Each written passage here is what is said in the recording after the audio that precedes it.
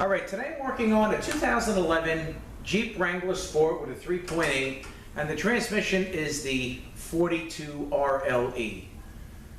So I get a call from my wholesale account, and he says, hey, I'm coming down with this Jeep that my customer dropped off. We drove it, the car is slipping, maybe you can check it out and give us a call, let us know what's going on. Okay, so they show up a few hours later, and you know, we take one of these sheets here and we write the account that brings it down, and we fill out the information, year, make, model, we scan it, any codes, VIN number, and then we get up to the mileage of the car. All right, and this again, 2011, and the mileage is 27,440.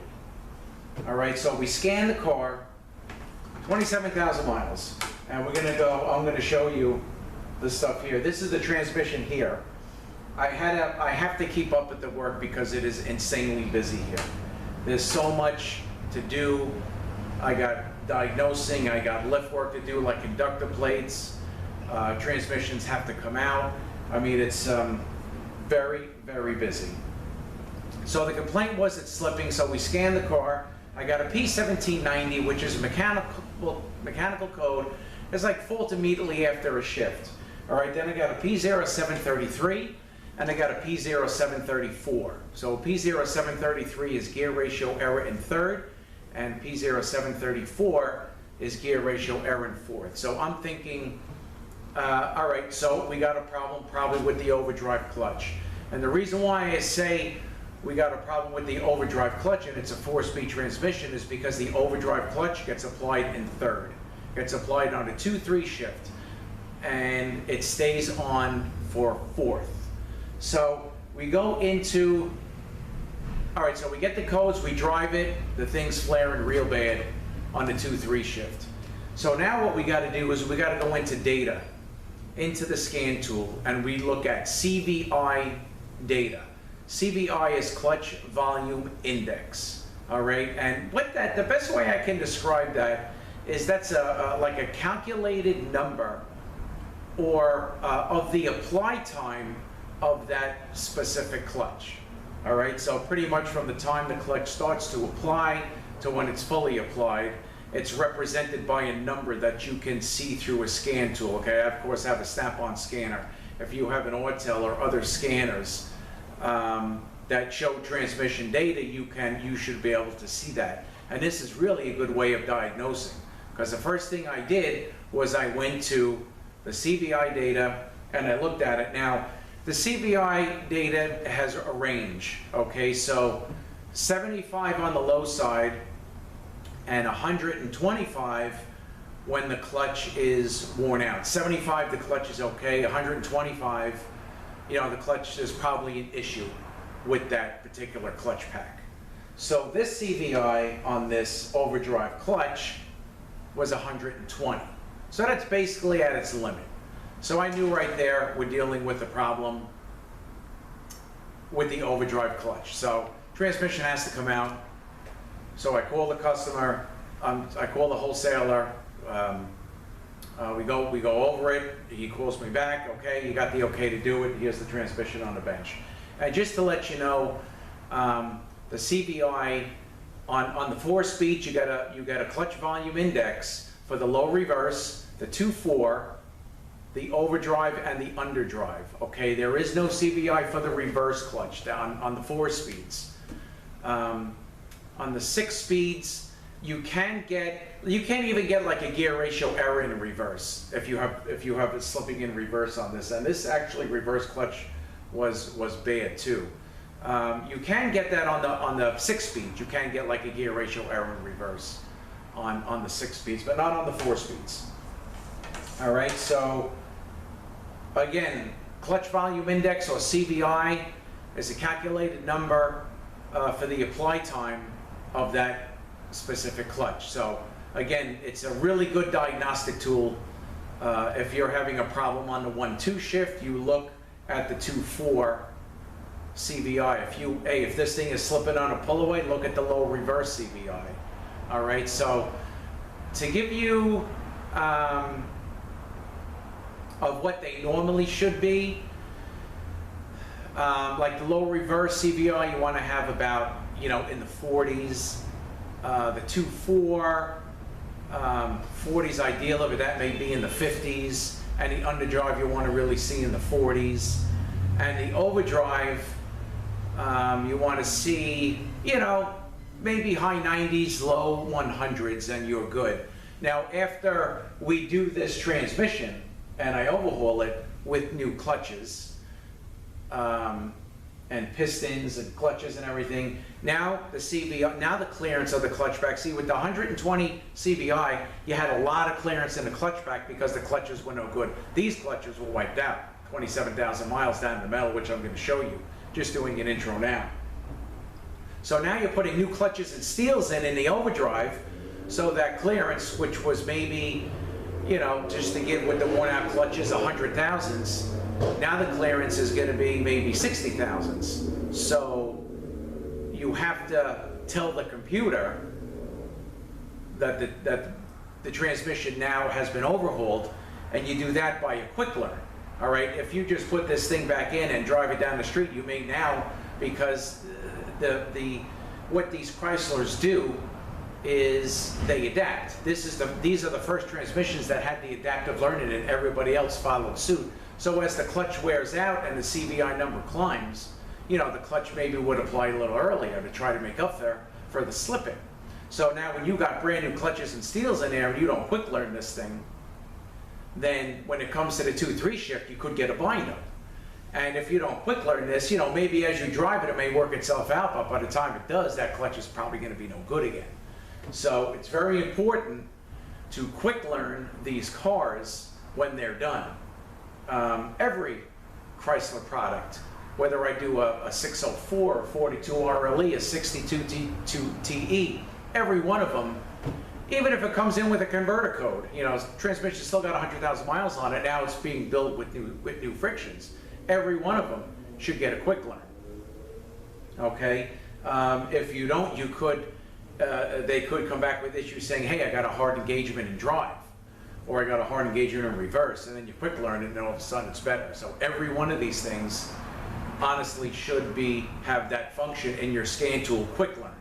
All right, so again, these good scan tools, Snap-on, Autel, there's other ones out there that launch that I'm sure can do the quick learn function. And if you don't have it, even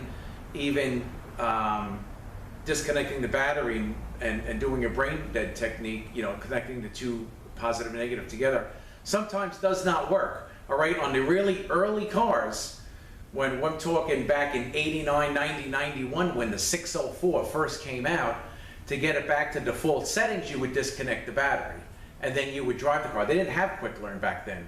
Then you would drive it, and if you had a, just say you had an issue maybe with the underdrive clutch and the thing was banging on the downshift, so you drive this thing along and you kick it down, keep kicking it down, and watch the scan tool as the numbers change, and it'll eventually get better.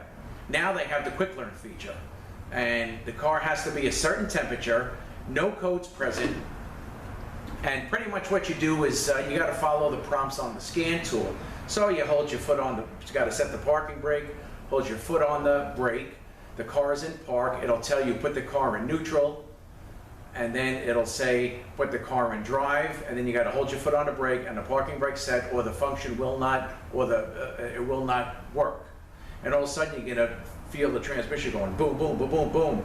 You know, it's actually the computer is applying the clutch packs to get the new CVI value. And then when it's done, you put the car back in park, release the brake, release the parking brake, and then you go drive the car, and then it'll adjust from there. But you know, basically, it's at the point where you can drive the car. So CVI is a great diagnostic tool, clutch volume index, and after the transmission is done, you have to do that quick learn. I had a guy call me once that just did, I believe it was like a Dodge Dakota, a 545 RFE. And I told him, I said, when it's done, you got to quick learn it. But he didn't have the scan tool. So he's driving it, and then he calls me back, and he said, this thing is not working right. It's banging, it's doing crazy stuff. I said, you got to quick learn it. but he didn't have a scan tool. I said, so, you know,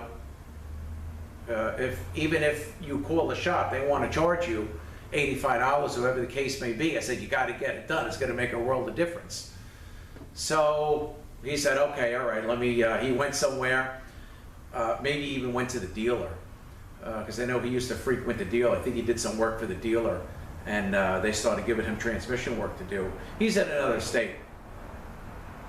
And once he got it done, he called me back and he says, man, this thing works beautiful.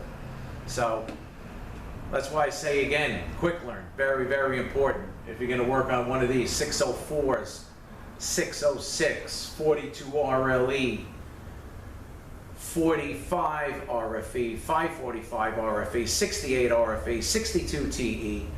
Very important to do the quick learn after an overhaul. So again, 27,000 miles, transmission, overdrive clutch, wiped out, reverse clutch wiped out. I just wanted to do the intro today after hours, and then tomorrow we're just going to kind of take a look at the clutches. I didn't even do the drum yet. I got the back of the unit done again because I said I got to keep up with this stuff. So I got the new O-rings in, you know, the seals in. Why this thing went bad at 27,000 miles? You know, there's a couple of factors here. First of all, you have a, which I want to give you a closer shot up at. There's in this drum, you have a bleed orifice, already controlled bleed. If that, you know, is a little bit clogged, the clutch may not be able to bleed off, may drag on. You know, these pumps on these 42 RLEs don't put out a great volume because the gears are very thin. And what I actually do, which I know I mentioned before on the 42 RLEs, is I have a good used 604 pump coming, and I use the body and gears. All right, I'm not going to have that till tomorrow, and I'm going to be filming tomorrow morning early. So I have this, which I want to show you. The gears are twice as thick. You get a much better volume of oil. I took the valve body apart and checked that. Really didn't see much. You know, could be a solenoid pack. You know, I guess it's possible.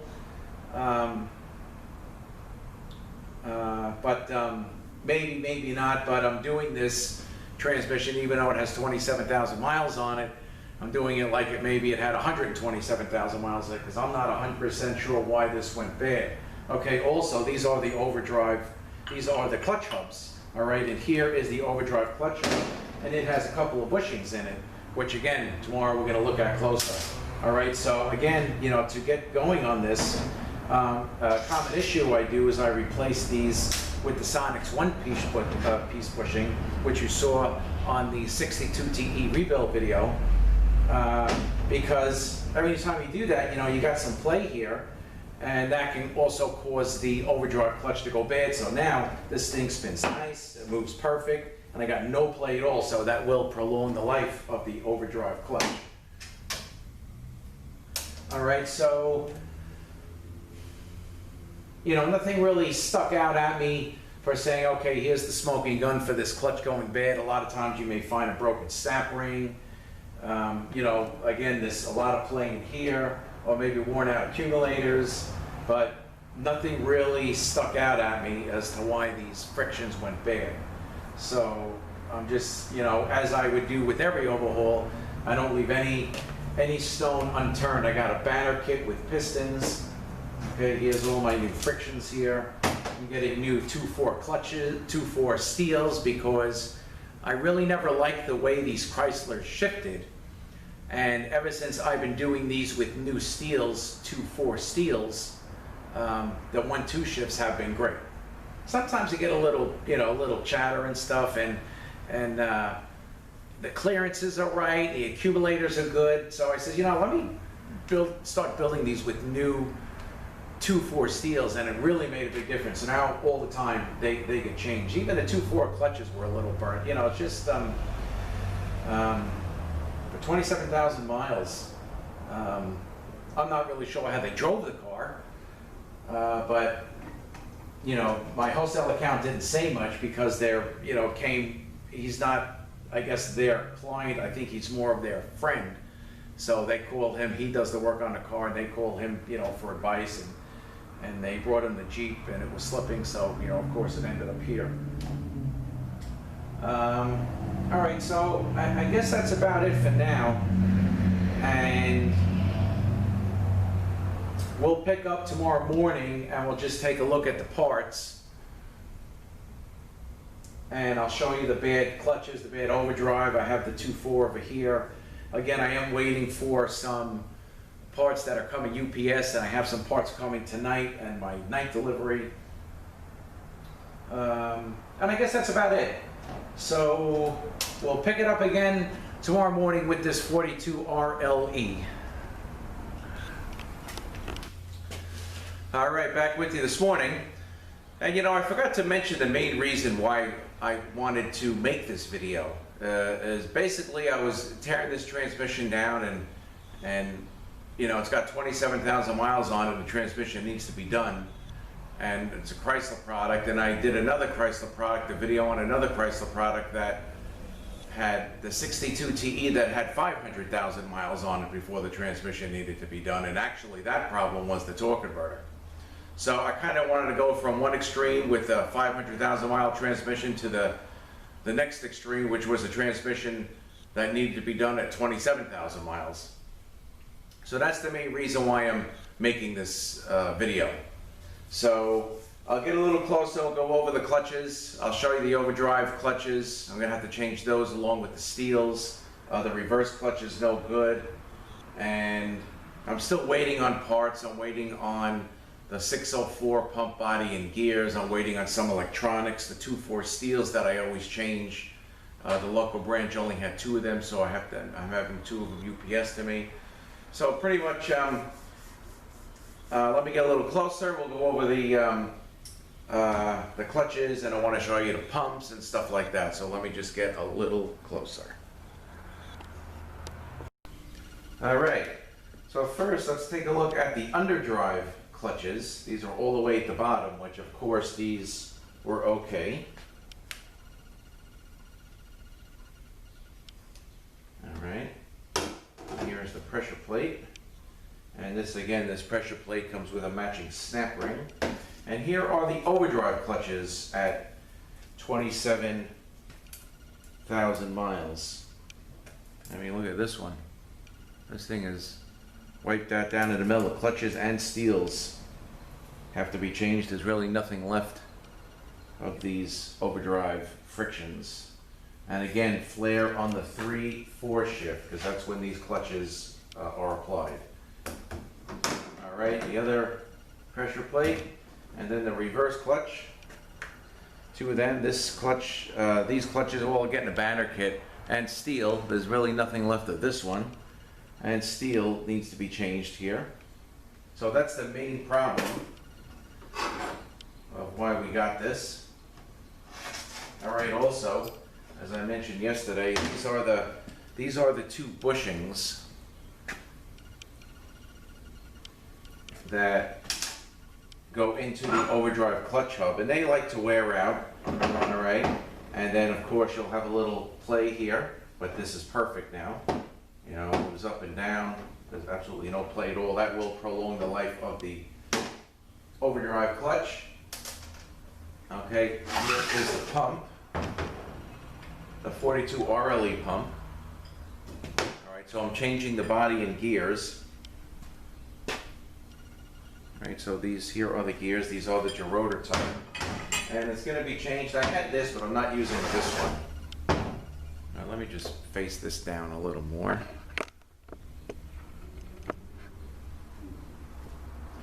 So I'm going to be putting a 604 body and gears in this transmission, and it gives it a better volume of oil. If you can see the difference,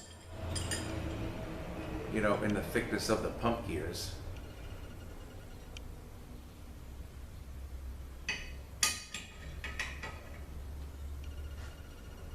So I'm waiting on that.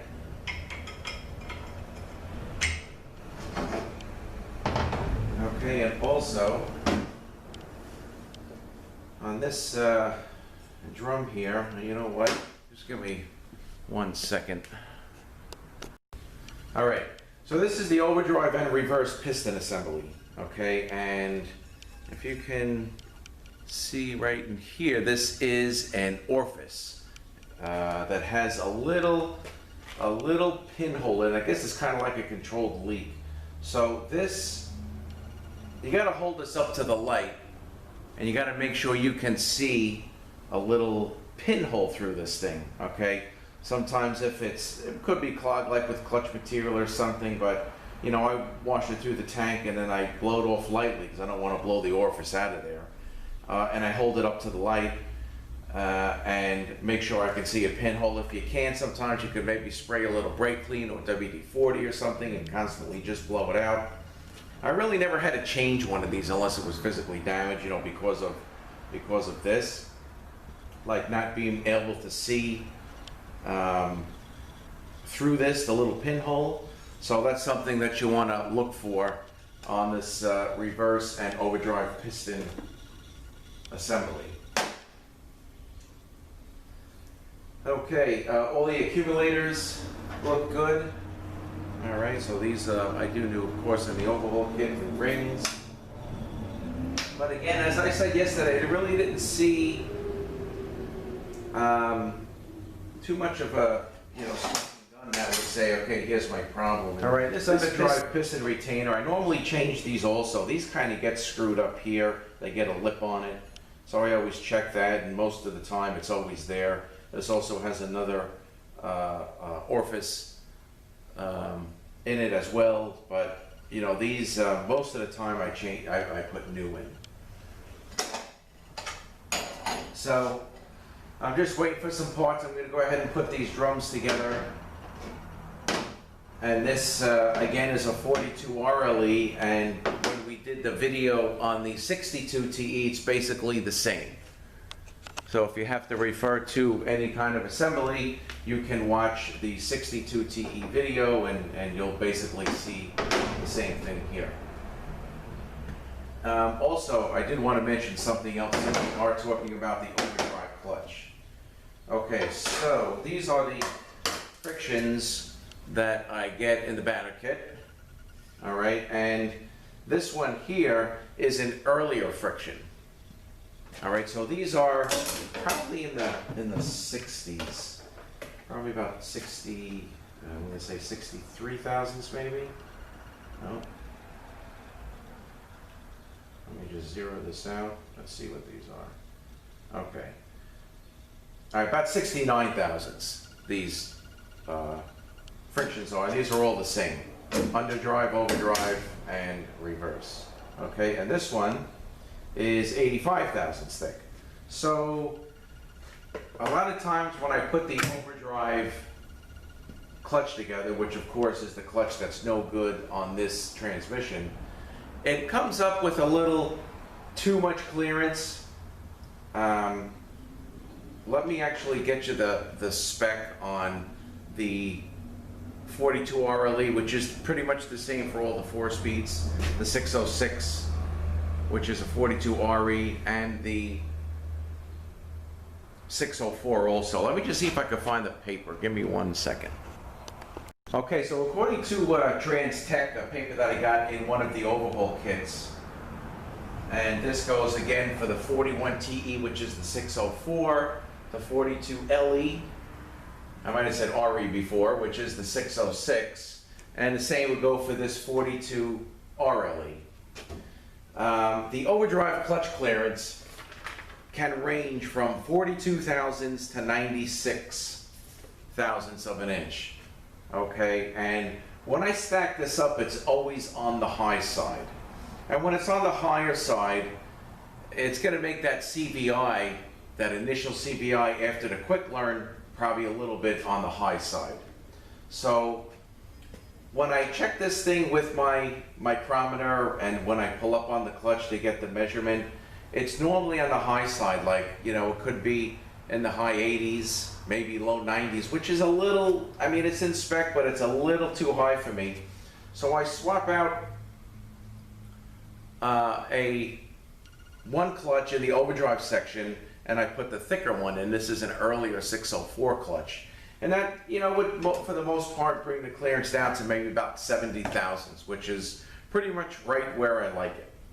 I don't like it to go too tight, because then the CVI would be a little low, and it's just a little, you know, it may perform okay, but I like to get it the allowable clearance that they have for the 42 thousandths to the 96. I try to get it like right in the middle, right around 70-ish.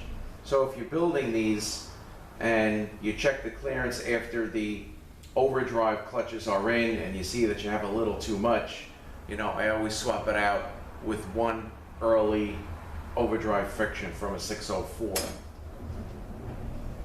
And that usually does it for me. Now on the 6-speeds, the 62 TE, as I mentioned in a section or part of the rebuild video, I never had a problem with clutch clearances. I don't have to change any clutches or anything. It is always perfect. All the clutch packs always work out okay. All right, so I did want to mention that. And I guess that's about it for this